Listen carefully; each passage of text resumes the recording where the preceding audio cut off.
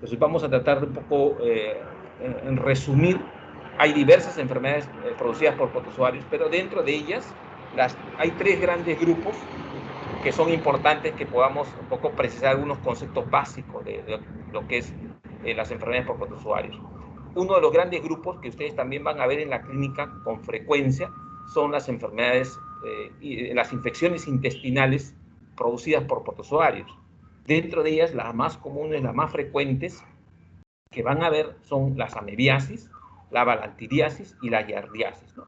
Ahora último, bueno, la amebiasis y la yardiasis lo van a ver. Balantidiasis no tanto, pero de todas maneras, de acuerdo a la epidemiología y de acuerdo pues digamos, al entorno, a nuestro medio, también se ha podido observar que la balantidiasis es una enfermedad infecciosa intestinal que se presenta, no con frecuencia, pero sí se presenta en nuestro medio. ¿Sí? El otro grupo es la toxoplasmosis, que también hay que tenerlo en consideración, y la neumocistosis, que también es menos frecuente, pero también hay que considerarlo.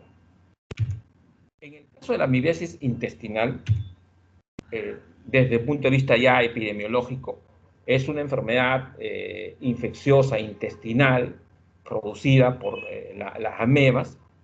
Como ustedes sabrán, pues las amebas, la vía de transmisión es la transmisión fecal-oral. Se reporta que infecta básicamente las amebas a más de 500 millones de personas a nivel mundial, y principalmente los países en los cuales se desarrollan este tipo de enfermedad son países en desarrollo, básicamente, y cuando hablamos de países en desarrollo tenemos que también incluir al Perú, pero lo más frecuente será en la India, en México, Colombia, pero en Perú también la vemos con frecuencia. Sí. La tasa de infección es más elevada cuando son climas cálidos y en áreas de bajo nivel sanitario, ¿no? Por eso, pues, el tema de lavado de manos, digamos, del enfoque, digamos, de atención primaria de salud en relación al nivel sanitario es importante para poder un poco contrarrestar el desarrollo de estas enfermedades. ¿Cuál es el agente etiológico? Ya sabemos que la entomóloga histolítica, ¿no? Que tiene básicamente presentaciones dentro de su ciclo evolutivo, ¿no? Es la que desarrolla la amebiasis intestinal. Sin embargo, dentro de las formas estructurales de la ameba, hay la forma quística, ¿no? Y esta forma quística tiene ciertas peculiaridades. Cuando el quiste presenta 4 núcleos, podemos señalar que es un quiste de tipo maduro, pero cuando dentro de su interior presenta 1 o 2 núcleos, la forma quística está en la forma inmadura en sí. Entonces, eso también tenerlo en consideración. Pueden sobrevivir básicamente, fíjense, al suministro de aguas cloradas, ¿no? O sea, eso no significa, porque muchas veces ustedes han podido, digamos, ver por televisión o escuchar que personas han desarrollado amebiasis, pero han estado bañándose, digamos, en piscinas que supuestamente tienen aguas cloradas. Entonces, eso hay que tomarlo con pinzas también. Entonces, ¿por qué? Porque ellos pueden sobrevivir en agua clorada, ¿no? También miren, pueden sobrevivir en las concentraciones con ácido gástrico de forma moderada o a temperaturas también, básicamente. Entonces, la forma quística de la ameba tiene ciertas peculiaridades, motivo por el cual puede desarrollar la enfermedad en una forma sistemática en sí, ¿no? En cambio, el trofozoito, que es la otra, digamos, forma de presentación de la ameba, se caracteriza básicamente porque se desarrolla, ¿no?, en la luz del colon, del intestino, y se adhiere muchas veces a la pared del intestino, ¿no? Entonces, la forma básicamente que tiene el trofozoite es de 12 a 20 micras, ¿no? Y está constituido básicamente por algunas estructuras, ¿no? Una estructura, pues, un núcleo central que lo caracteriza básicamente, ¿no? Tiene 2 núcleos, muchas veces señalan, ¿no? Pero es central, tiene un endoplasma, ¿no?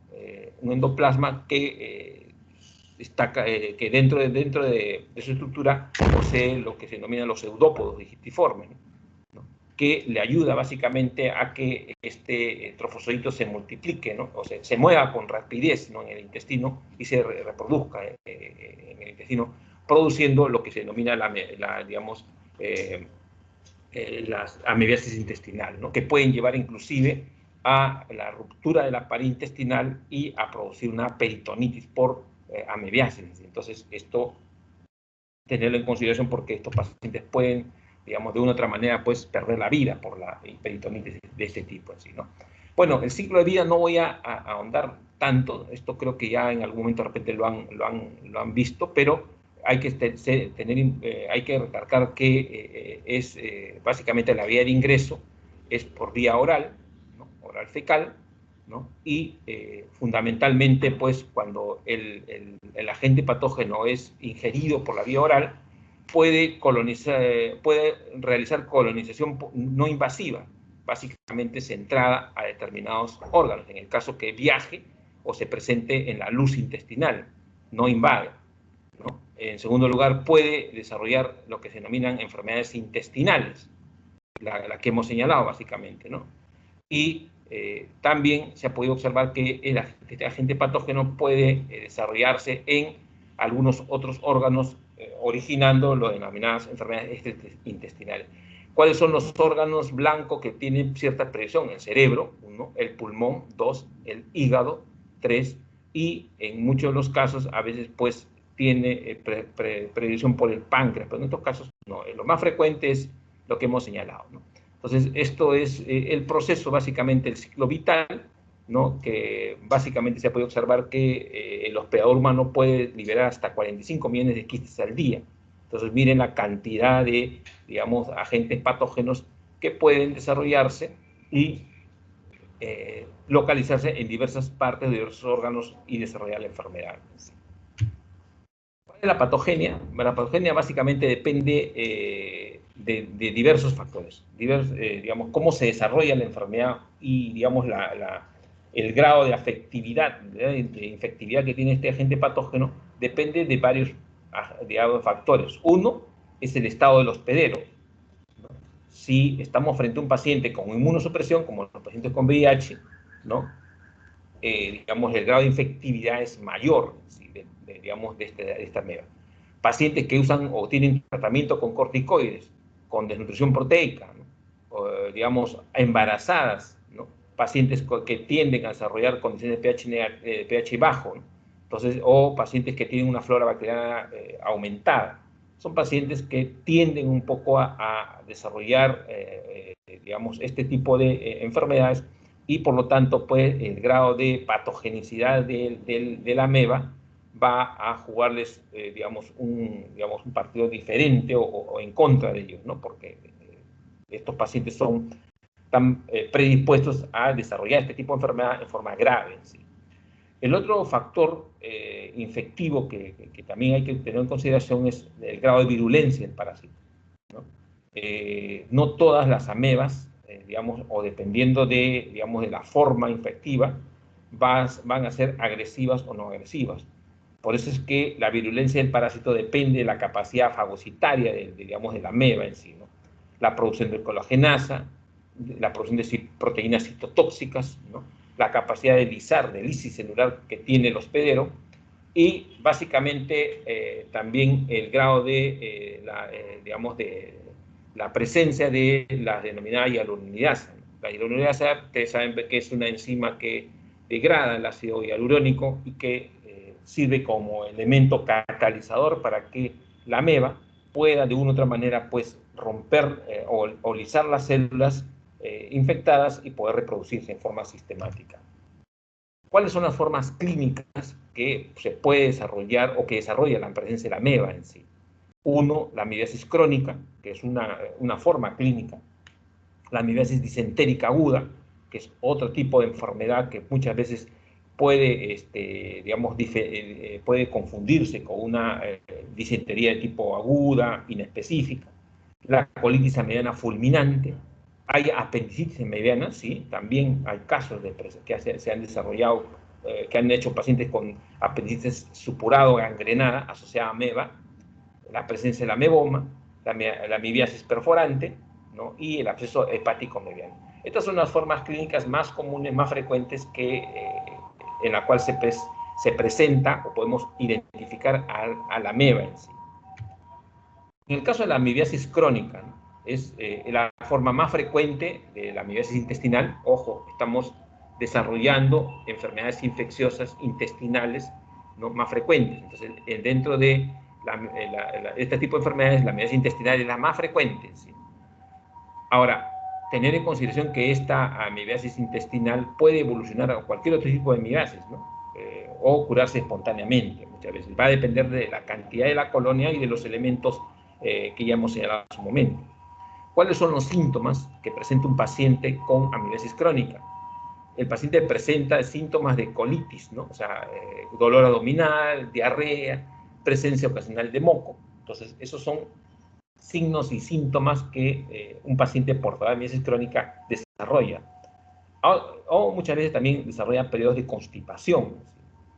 En la fase de diarrea propiamente dicho, cuando en el examen coprológico podemos encontrar la forma quística, ¿no? Y en la fase de constipación, principalmente la fase trofosodítica. Entonces, eso tener en consideración para el examen coprológico, es decir, de un paciente portador de amibiasis crónica. En el caso de la amibiasis disentérica aguda, ¿esto cómo se produce? Se produce que, bueno, después de 1 o 2 semanas que el paciente presenta un dolor de tipo abdominal, con diarrea, con moco, con sangre, sensación de ardor al evacuar y tenesmo, son características de la amibiasis disentérica aguda, ¿no? El paciente desarrolla toda esta sintomatología, pero la característica es que no presenta fiebre. Pacientes con una, por ejemplo, digamos, una enteritis aguda, inespecífica, severa, tiende un poco a desarrollar fiebre, ¿sí? Pero estos casos con amibiasis disentérica aguda se ha podido observar que no presentan fiebre. Ahora, pero si la presentan, se puede deber a una sobreinfección de tipo bacteriana, ¿sí? Entonces, eso es lo característico de la amibiasis intestinal. ¿En quiénes desarrollan la amibiasis disentérica aguda? Son pacientes desnutridos, donde muchas veces donde se prolonga por días, ¿no? Y se observa, pues, que los músculos perineales están atónicos, hay relajación de esfínteres, ¿no?, prolapso rectal, ¿no? Pero esto casi siempre se da en pacientes con desnutrición, ¿no? Son las características de la evolución. Cuando un paciente presenta amibiasis disentérica aguda, tienden un poco a desarrollar lo que es megacolon tóxico. O sea, las características de un megacolon tóxico es un colon dilatado, de una mucosa, una pared casi negruzca, ¿no? La pared adelgazada, y por lo tanto, paciente con megacolon tóxico tiende un poco a desarrollar peritonitis, porque este megacolon tóxico va a llevar a una perforación intestinal, la salida de la ameba hacia, digamos, hacia el peritoneo, y por lo tanto estos pacientes tienden un poco digamos, el grado el pronóstico es malo con estos pacientes, ¿no? En el caso de la forma disentérica, se trata básicamente como unas diarreas, ¿no?, con deshidratación, controlando básicamente si es que hay fiebre, sí que pudiese ser fiebre, porque recuerden que cuando hacen fiebre es porque hay un proceso bacteriano asociado, ¿sí? Entonces, tener en consideración el tema de la forma disentérica cuando se presenta diarrea de estos pacientes. En el caso de la colitis amibiana fulminante, ¿no?, que es poco frecuente, pero se presenta en niños menores de 2 años con desnutrición grave. Yo les comento, hace más o menos antes de la pandemia, y en el hospital donde yo trabajo, un chiquito de 3 años, una chiquita de 3 años, desarrolló este tipo de enfermedad y falleció, ¿no? Falleció. ¿Y por qué? Porque hizo una peritonitis, ¿no? Y básicamente, pues después cuando se le hizo la necropsia y se hizo el cultivo, etcétera, se encontró que era portadora de una amebiasis, ¿sí?, ¿no? Hizo una colitis amebiana, ¿no? Lo que vimos digamos, al momento de la necropsia en el colon, pero un megacolon tóxico severo con una necrosis marcada de la pared, ¿no? Entonces, y un colon distendido, ¿no?, básicamente, ¿no? Entonces, tener en consideración esto cuando que la colitis amebiana fulminante se presenta en niños, ¿no?, en menores de 2 o 3 años en sí, ¿no? Y también se presenta en pacientes inmunocomprometidos y mujeres durante el puerperio. También es importante eso. Y la mortalidad es mayor del 50%, tener en consideración eso. En el caso de la apendicitis amebiana, ¿no?, que es poco frecuente, pero se presenta o puede desarrollarse en adultos jóvenes. Casi las 2/3 partes tienen, de estos pacientes desarrollan úlceras en el colon o en el ciego, ¿no? Y la diarrea hay que plantearla como un diagnóstico diferencial. Pacientes con apendicitis mediana hacen diarrea.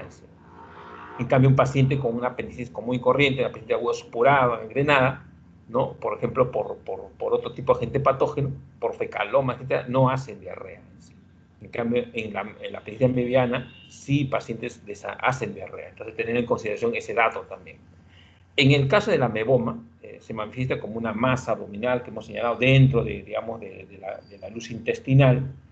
Puede ser diversos tamaños, pero casi siempre lo podemos encontrar, se forma el ameboma en el sigmoides y en el recto, en el ciego también, ¿no? ¿Y qué es lo que origina? Va a originar un proceso de tipo obstructivo. Por eso es de que pacientes con procesos obstructivos intestinales, con todo el antecedente de, digamos, epidemiológico, considerarlo también como una posibilidad diagnóstica, ¿no?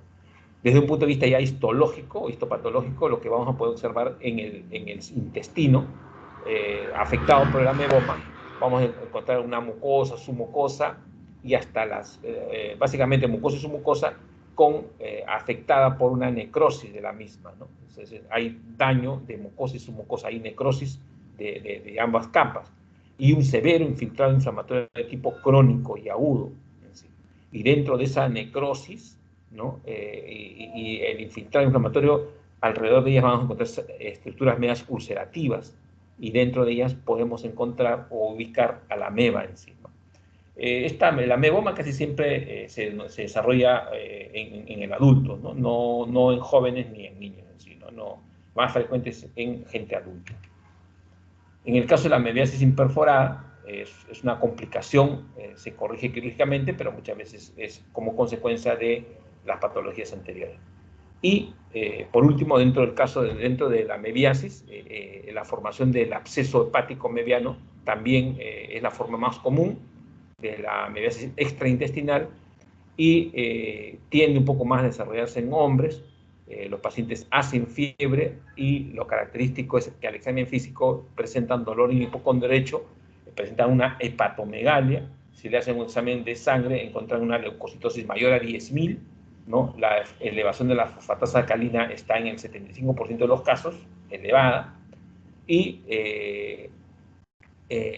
los pacientes al momento del examen físico tienen dolor marcado a la puño-percusión, ¿no? Si en la parte, si ustedes hacen que se siente el paciente, le hacen puño-percusión detrás de la columna a nivel lumbar básicamente, ¿no? El paciente siente el dolor delante, ¿no? Del hipocondrio derecho en sí, ¿no? Y 1/3 de las partes cursan con diarrea en sí, ¿no? ¿Cuál es el diagnóstico diferencial que tenemos que plantearnos cuando estamos frente a una amebiasis tipo intestinal? Uno, la colitis amebiana aguda debe distinguirse de diferentes características, por ejemplo. Uno es los pacientes que son portadores de Xylella, pacientes con Campylobacter pylori también, con Salmonella y con el virus cólera. Entonces, estos son tener en consideración como diagnóstico diferencial cuando estamos frente a un paciente con una enfermedad intestinal, ¿no? Asociado a una colitis amebiana aguda, ¿sí? ¿No? El indicador básicamente clínico de la amebiasis es la relativa falta de fiebre, ¿sí? O la posible ausencia de los leucocitos fecales, ¿no?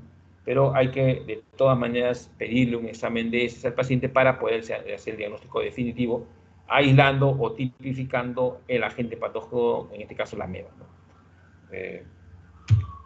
Bueno, esto básicamente para que ustedes sepan que dentro del diagnóstico hay que plantear el diagnóstico parasitológico, inmunológico y imagenológico. Esos son tres, digamos, elementos fundamentales que podemos utilizar para hacer el diagnóstico. Cada uno con, digamos, un poco de respuesta de sensibilidad y especificidad, ¿no? Hay algunos que tienen. Ahora, en estos casos, la prueba más común, más frecuente, que tiene una especificidad y sensibilidad casi común o significativa, es la detección por la prueba de ELISA de antígenos en heces. Entonces, es la que más se usa en este tipo de casos de pacientes, cuando ya uno prácticamente está con el diagnóstico, pero para ser más directo en el diagnóstico.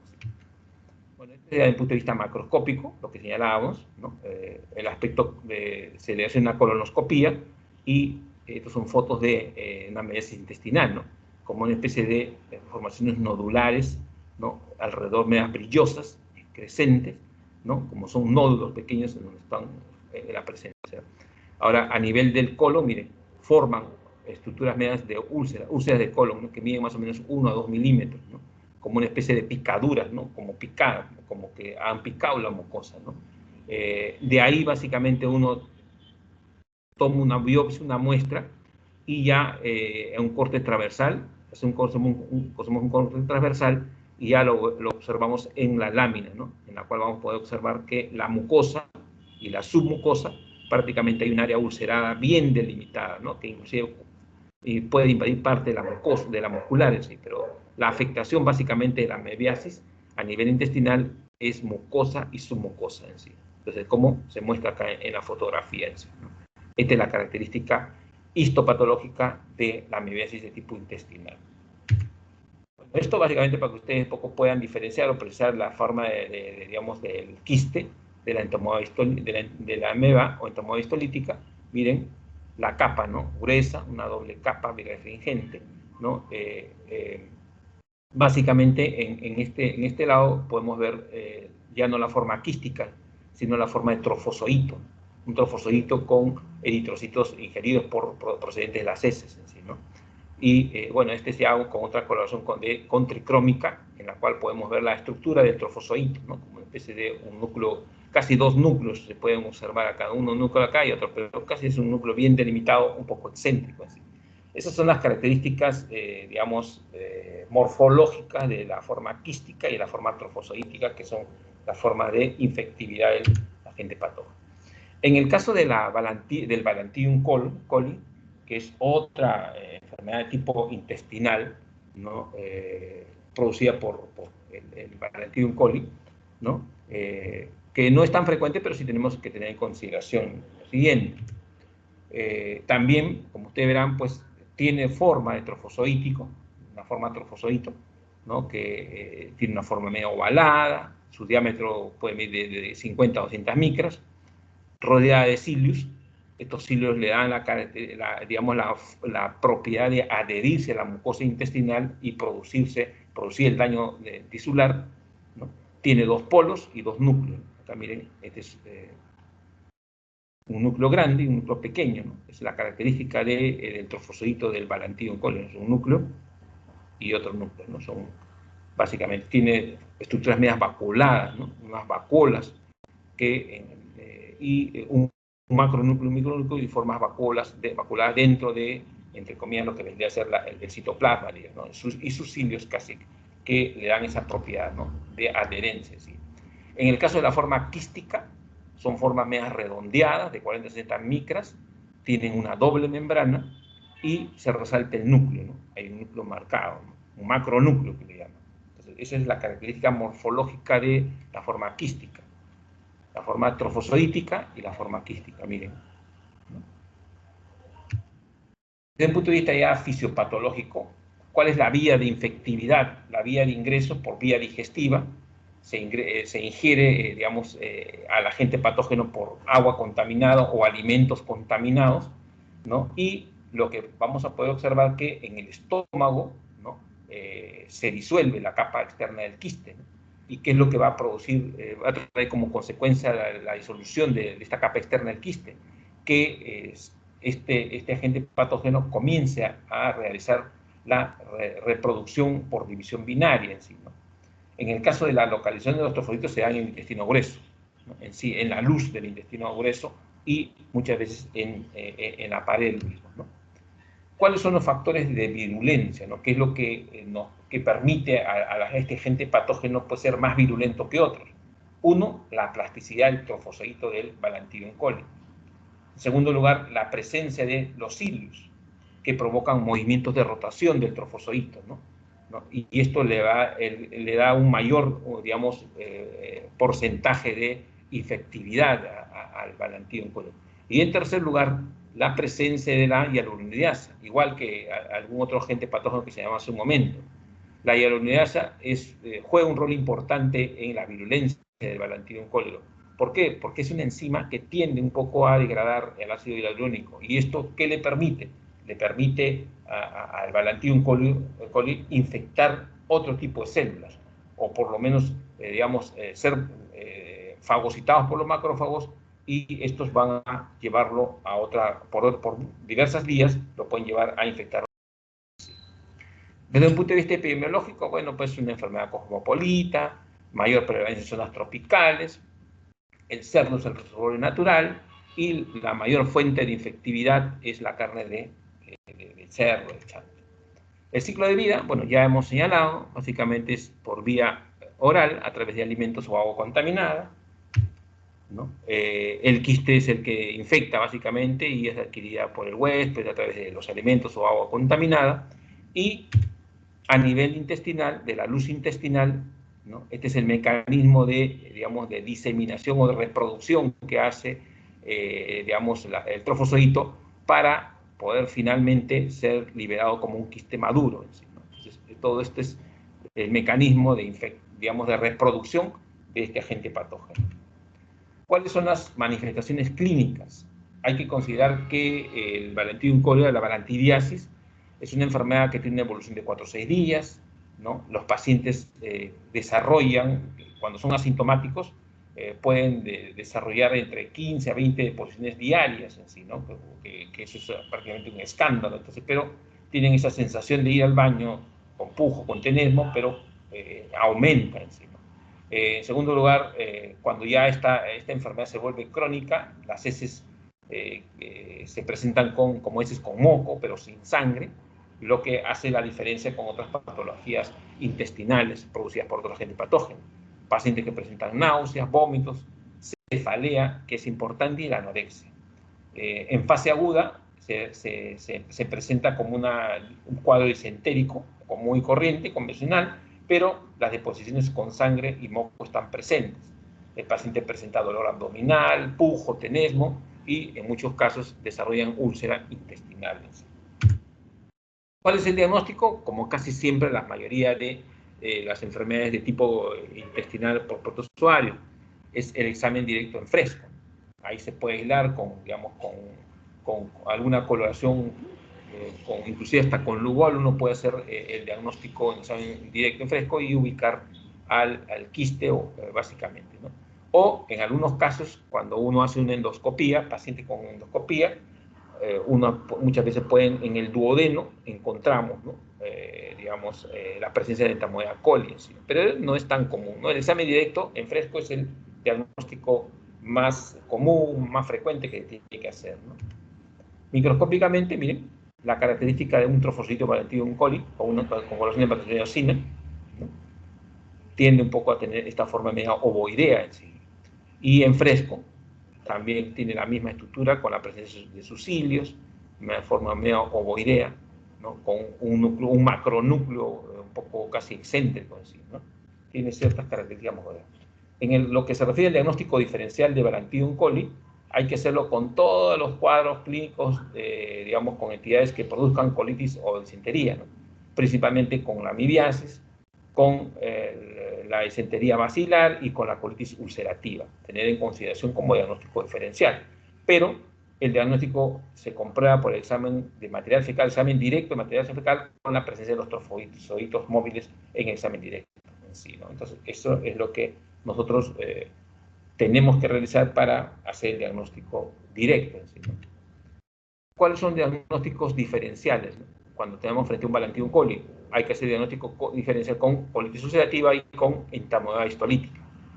¿Cuál es la diferencia entre uno y el otro? Uno es de que, primero, estos pacientes, con Balantidium coli versus la colitis ulcerativa, estos pacientes presentan cefalea, Balantidium coli cefalea, en cambio, el paciente con colitis ulcerativa no presenta cefalea, ¿no? Y con entamoeba histolítica, la diferencia es de que estos pacientes también no presentan cefalea, ¿no? En relación a esto. Pero las náuseas, dolor abdominal, ¿no?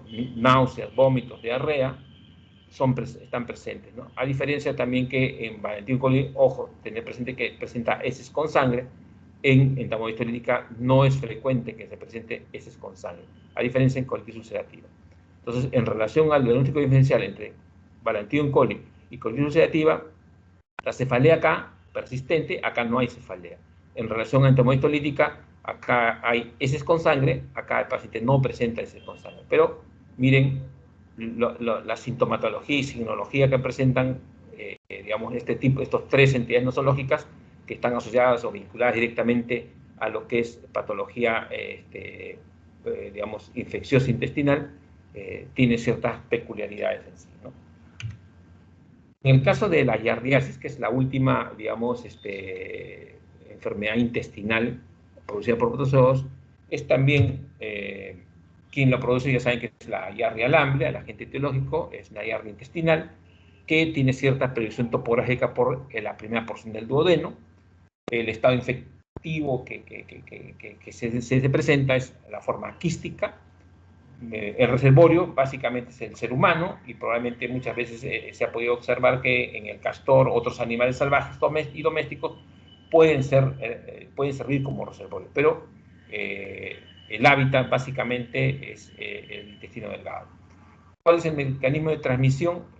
A través de la contaminación. La vía de contaminación es la vía oral, ¿no? Ingesta de la forma quística.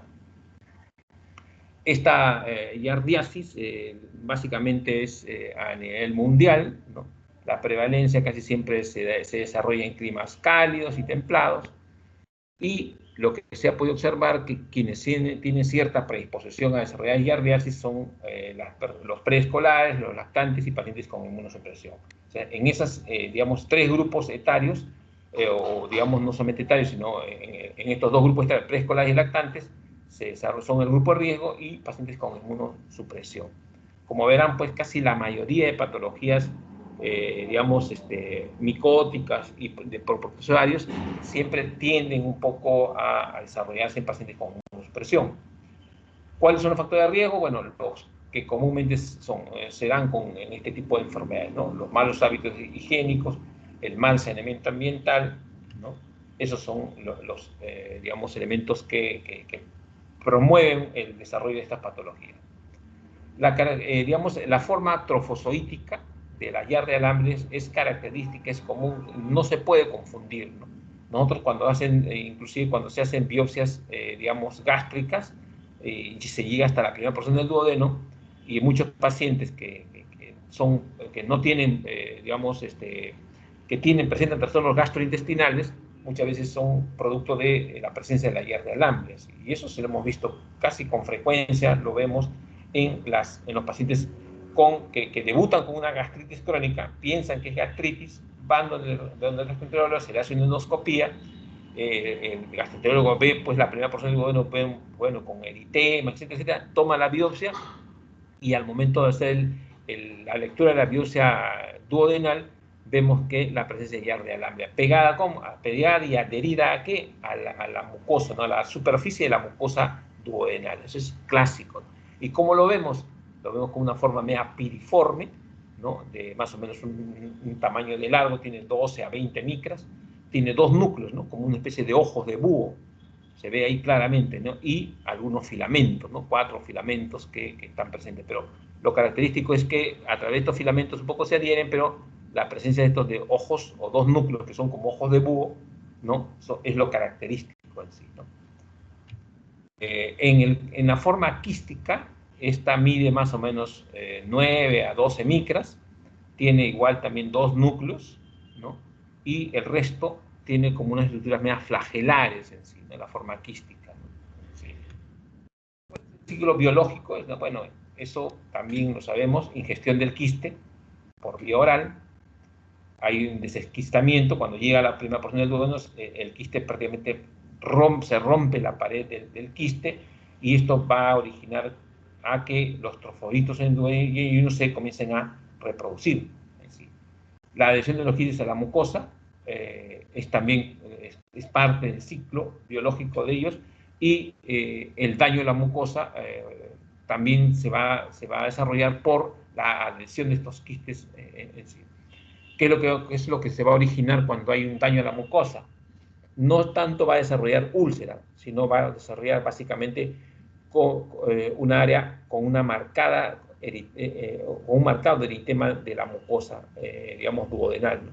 ¿Esto qué va a traer como consecuencia? Que va a haber gran cantidad de formas quísticas ahí, ¿no? Y estos se van a eliminar a través de las heces, donde la salida en heces desde este huésped infectado va a cerrar el ciclo biológico en sí, ¿no? Entonces, este fecalismo ambiental, ¿no?, va de nuevo a reproducirse a través de la, digamos, de la inhalación o de la, digamos, inhalación de agua o, perdón, ingesta de agua o inhalación de alimentos contaminados, y ahí se cierra el ciclo biológico de esta patología. Bueno, esto es básicamente lo que hemos señalado.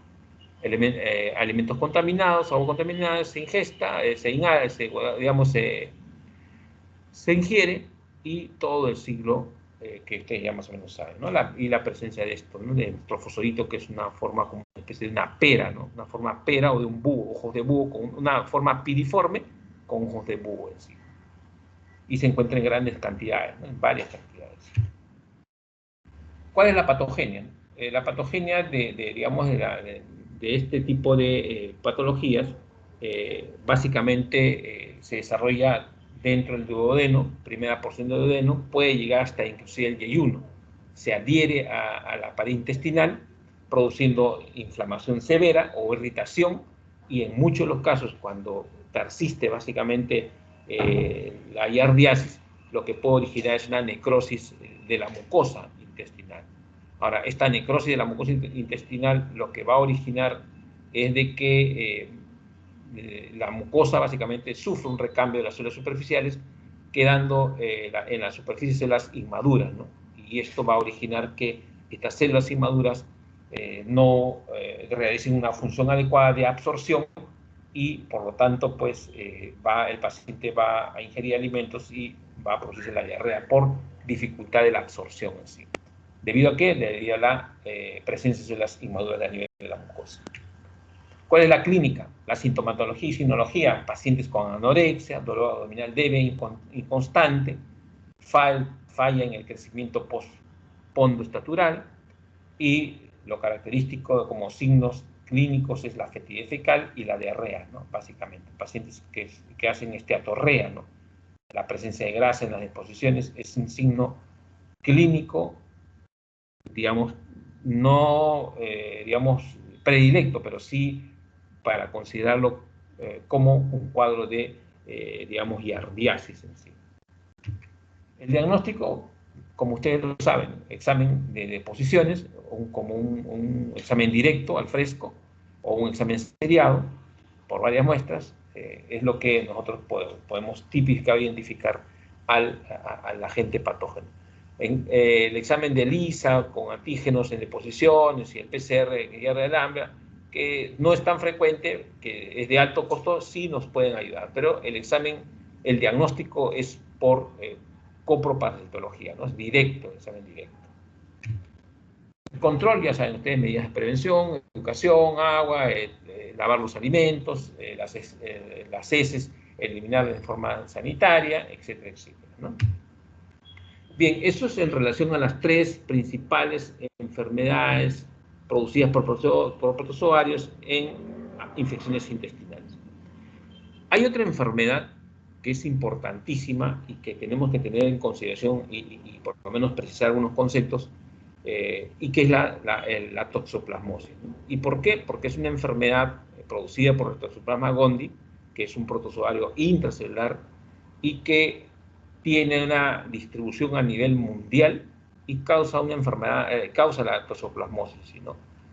¿Quiénes lo transmiten? Ustedes saben ya, pues, este señor, ¿no? Los gatos, ¿no? O los felinos en general, ¿no? Y que los cuales son huéspedes definitivos del parásito en sí. Esta es la forma de la clasificación.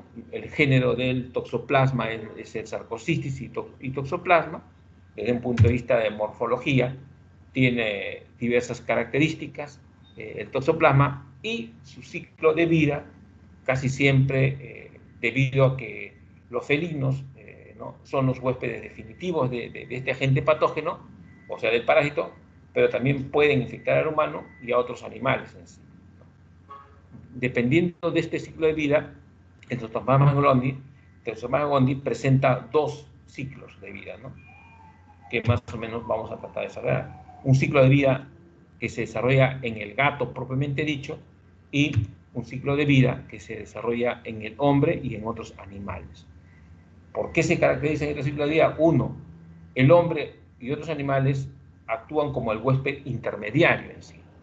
Estos se infectan mediante la ingestión de ooquistes, ¿no? Y a los 30 minutos o a los 20 minutos aproximadamente estos ooquistes dentro del organismo liberan los denominados esporozoitos. Estos esporozoitos, digamos, son fagocitados o ingresan digamos, a las células, ¿no? Y dentro de ellas forman como una especie de estructuras vacuolares, ¿no? En donde ya se forman los taquizoitos que se reproducen en forma asexual y en forma rápida. Y ese es el ciclo proliferativo de este agente patógeno. Ahora, al aumentar básicamente el número de parásitos, porque aumenta por la destrucción de las células, esta destrucción de las células lo que hacen es liberar más agentes patógenos para que puedan invadir nuevas células y seguir su reproducción, lo que origina es de que el huésped desarrolla cierta inmunidad para el parásito, ¿no? Y forma en los tejidos quistes, los denominados quistes tisulares, ¿no? Donde estos se transforman en bradizoitos, es decir, ¿no? Que estos bradizoitos forman parte de lo que es la reproducción asexual lenta dentro del ciclo quístico del agente patógeno. Eso es lo que básicamente el ciclo de vida que se desarrolla en el hombre y en los animales. En el caso del ciclo del gato, algo similar, pero la diferencia es que se puede precisar que también los gatos pueden adquirir la infección cuando estos ingieren parásitos presentes en otros animales como el ratón, ¿no? O sea, el ratón es portador en algunos casos, el gato se lo come al ratón y empieza todo el ciclo, digamos, de reproducción de este agente patógeno en el gato. ¿Sí? Bueno, esto básicamente para ver la morfología de la forma quística y la forma del bradizoito, ¿no? La forma del taquizoito, miren, ¿no? Y del ooquiste, ¿sí?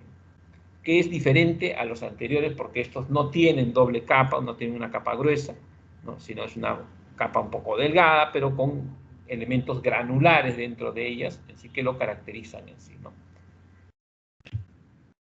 La patogenia, digamos, de esta enfermedad, ¿no? De esta enfermedad se caracteriza fundamentalmente por dos etapas.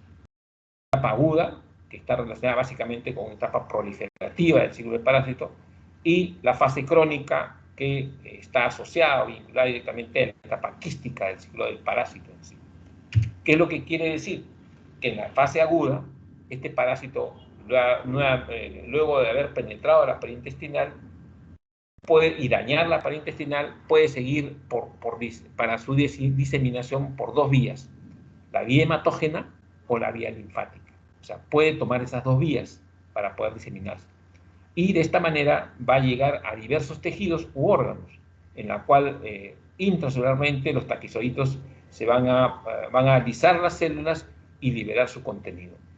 Esta liberación del contenido de los taquizoitos van a ser captados, fagocitados de otras células, de célula en célula, a través de los macrófagos. Los macrófagos pueden llevarlo igualmente por los linfocitos y los granulocitos, y de esta manera pues reproducirse fácilmente, dañando o invadiendo a diversas células. Así. En la fase crónica se produce después de 2 semanas, el paciente desarrolla cierta inmunidad a este agente patógeno del toxoplasma, y vamos a poder observar que los pacientes en esta fase crónica la proliferación del parásito va a disminuir aparentemente, aparecen los bradizoitos en forma enquistada en los tejidos que se reproducen en forma muy lenta, muy espaciada, ¿no? Y por eso es que los pacientes pues, no desarrollan sintomatología durante este proceso de la fase crónica. Y lo que sí pueden originar que estos, digamos, agentes patógenos que se reproducen lentamente pueden, a través de la vía hematógena o la vía linfática, pueden llegar a ubicarse a nivel cerebral, a nivel de la retina, del corazón, del músculo esquelético, de los ganglios linfáticos y en muchos de los casos, cuando la paciente son gestantes, en la placenta, ¿sí? ¿no? Y ya después vamos a ver qué es lo que produce este agente patógeno en la placenta, ¿no? El toxoplasma, qué es lo que produce en la placenta, y no solamente en la placenta, sino en el feto en sí. Cuando estos, finalmente, cuando estos se rompen, estos quistes, se produce una reacción de hipersensibilidad tipo 2 y 3. ¿Sí? Vale decir, en esta reacción de hipersensibilidad tipo 2 o 3 se activan los complejos inmunes en grandes cantidades y en, digamos, la reacción de hipersensibilidad tipo 4, que hay una reactividad de tipo retardada. Estos dos tipos de reacción de hipersensibilidad lo que le dan la capacidad de infectividad al agente patógeno para poder producir mayor, digamos, mayor sintomatología y signología. Las manifestaciones clínicas, hay diversas manifestaciones clínicas, pero la mayoría de toxoplasmosis son asintomáticas. Ojo, el 80% son asintomáticas. El 20% están dentro del grupo de las sintomáticas agudas.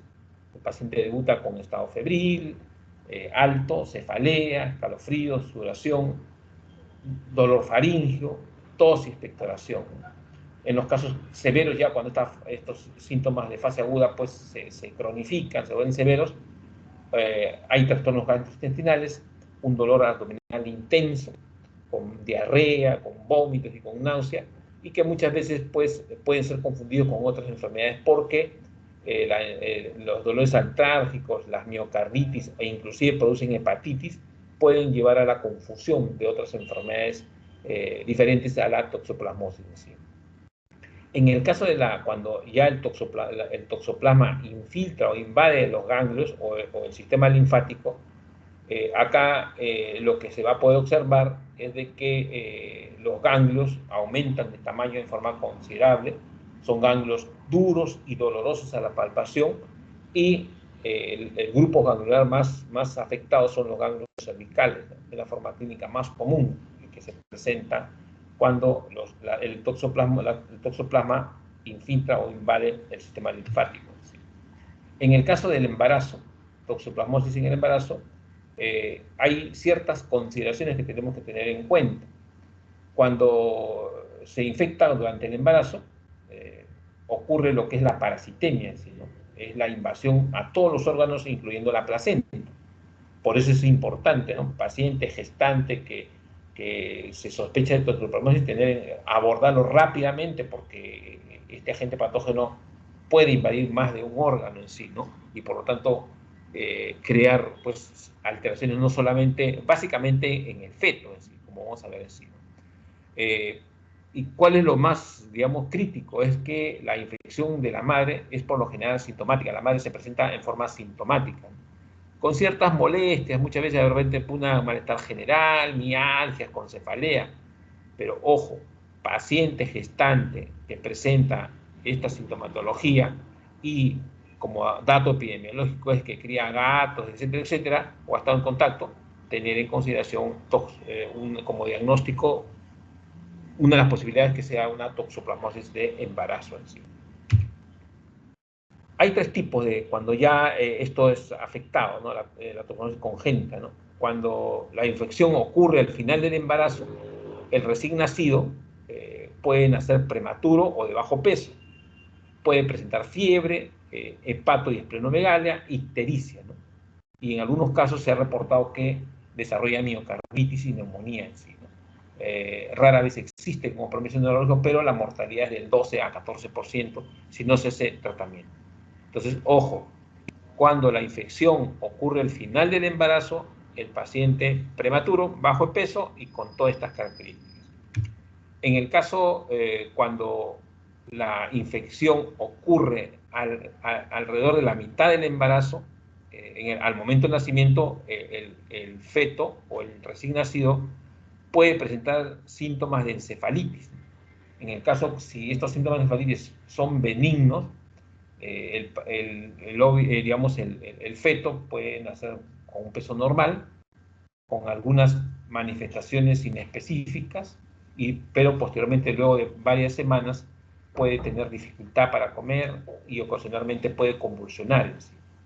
Pero cuando digamos, esta presentación, esta infectividad se torna grave, ¿no? O sea, con mayor insistencia digamos, por infectividad del agente patógeno, estos recién nacidos ya no nacen con peso normal, con esas manifestaciones, sino nacen con una hidrocefalia, con retardo psicomotor, y cuando uno hace un examen de punción lumbar, presenta normalidades en el líquido cefalorraquídeo, ¿no?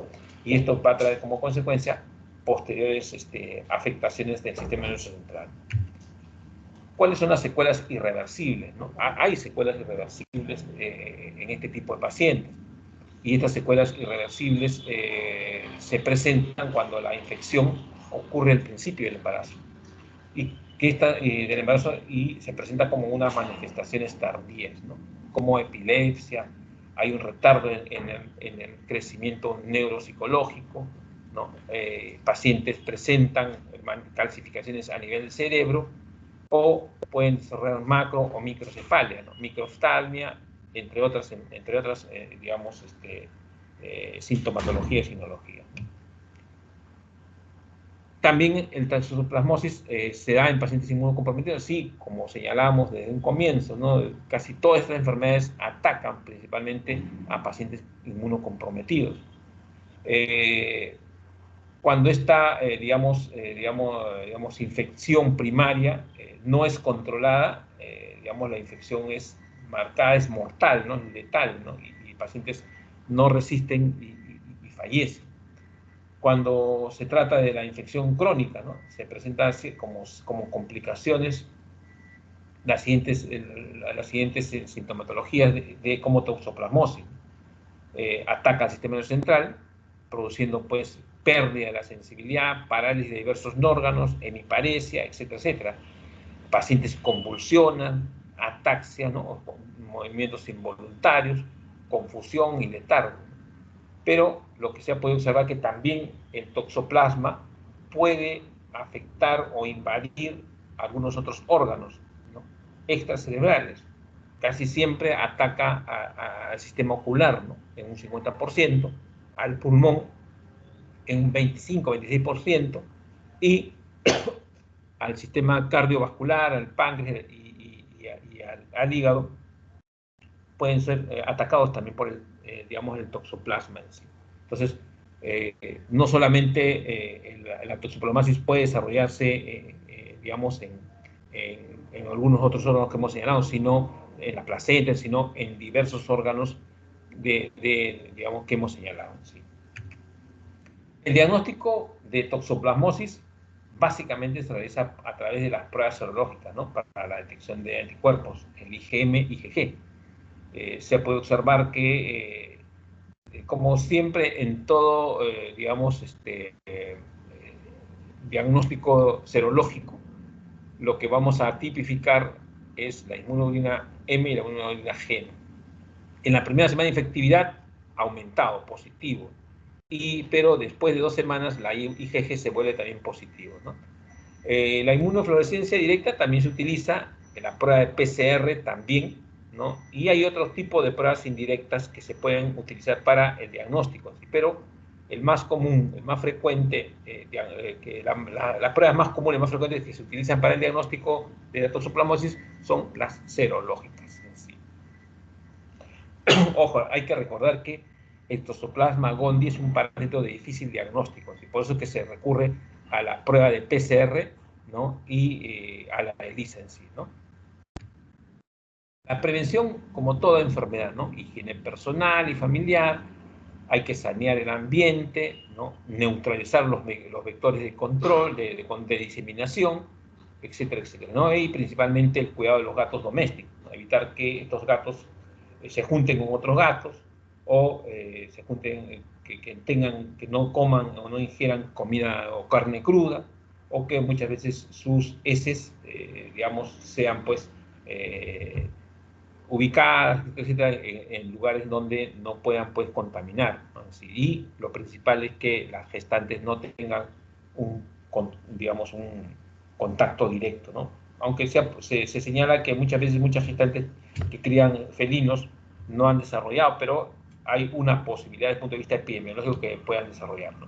O sea, eso no quita de que, bueno, todas las gestantes que tienen gatos desarrollan la enfermedad. No, eso no es cierto, sino que hay cierta predisposición, pero para que desarrolle esa enfermedad en gestantes.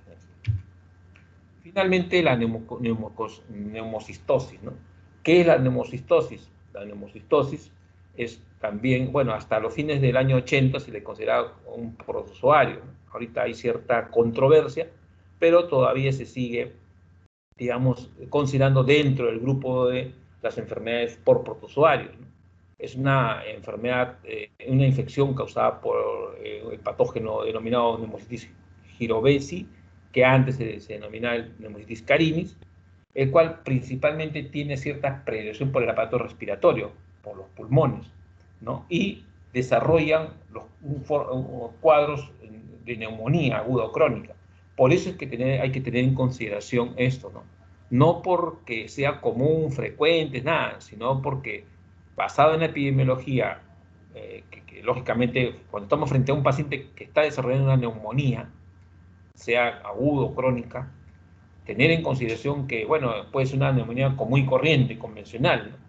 Causada, pero cuando ya no se da el tratamiento, cuando empieza a presentar sintomatología que no encaja con las neumonías convencionales, empezamos a tener ya, empezamos a barajar posibilidades diagnósticas. No es frecuente, pero sí dentro de todo el grupo, digamos, de neumonías, la etiología de neumonías inespecíficas, considerar a la neumocistosis como posibilidad diagnóstica, ¿sí, no? Presenta casi exclusivamente, lo importante también es que estas enfermedades se presentan, tienen cierta predicción por pacientes con inmunosupresión marcada, y en los casos de VIH-Sida se ha visto que estos pacientes en fase terminal han desarrollado esta enfermedad, ¿no? Y la letalidad básicamente por neumocitosis en pacientes con VIH positivo gira entre 20 y 80%. Esta es la taxonomía, digamos, el árbol taxonómico digamos, de la neumocistosis. La forma que se presenta, ¿no? Es un agente patógeno oportunista extracelular, unicelular, que se presenta como una especie de un hongo atípico, que no es cultivado en medios habituales y que tiene tres formas de presentación, ¿no? Dentro de su ciclo biológico, ciclo vital. La forma trofozoítica, ¿no? Que tiene un núcleo, ¿no? Significativo, con marcada cantidad de gránulos dentro de la forma que correspondía al citoplasma, una membrana un tanto gruesa y que mide aproximadamente entre 1.5 y 5 nanomicras en sí de diámetro, ¿sí? Tiene una forma media ameboide, ¿sí? En el caso de la forma quística, ¿no? Es una forma media esférica, su pared sí es un tanto gruesa, y que dentro de ellas tienen como especie de corpúsculos, ¿no? Gránulos, que varían entre 4 y 8 gránulos o corpúsculos que presentan dentro de su interior, dentro del quiste, ¿sí? Y la forma del esporozoito, que es una forma media redonda, que esporozoitos van a dar posteriormente, digamos, lugar al desarrollo de las formas quísticas, ¿sí? Entonces, esto dentro de su ciclo vital se presentan, pues, la neumocitosis de estas tres formas, ¿no? Trofozoito, quístico y esporozoito.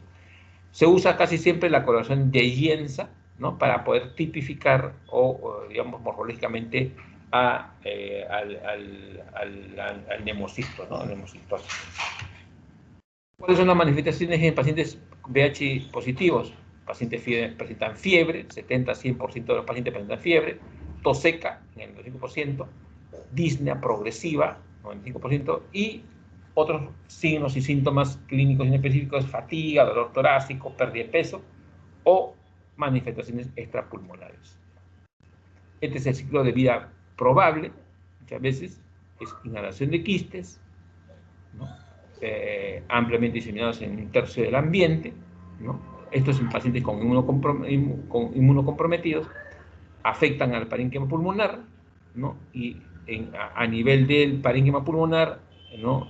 Se realiza la ruptura de los quistes, hay una elevación de estructuras de citoquinas y comienza la formación o el desarrollo de los trofozoitos, ¿no? Estos trofozoitos, como ya lo verán, como se ve acá, básicamente entran a la reproducción de tipo sexual, con todas las características que ustedes ya conocen, y la forma asexual, ¿no?